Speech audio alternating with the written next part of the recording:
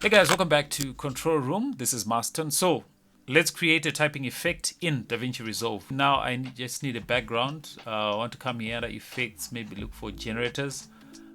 Solid color, just drag that to the timeline. Just place. Okay. Now let's highlight that, change the color, say pick color, which color, let's just go for maybe, okay, let's go for this color, more like bluish purplish, right? And we want to add the text. To create this effect, we need to go here under the effects, search for titles, and we want the text plus. Just click that and drag that to the timeline, right? Highlight it, come and change the name of the text. Let's say typing effect, right? Let's just increase maybe the size up to here. Just play that back. Now now we need to search where we want the effect to start and end. Now at this point, this is just random. At this point, it depends on your project.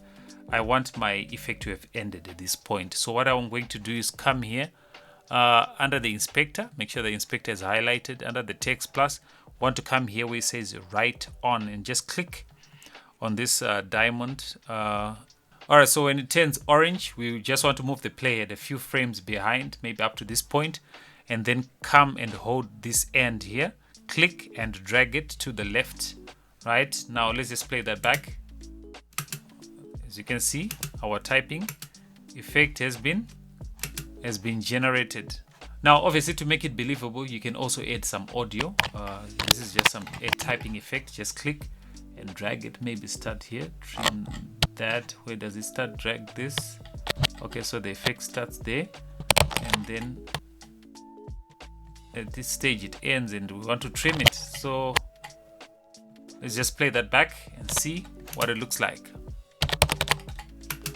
And that is how you create a typing effect in Davinci Resolve. If you found this video helpful, give it a thumbs up. I'm trying to get to 1,000 subscribers, guys, so please subscribe if you found this video helpful.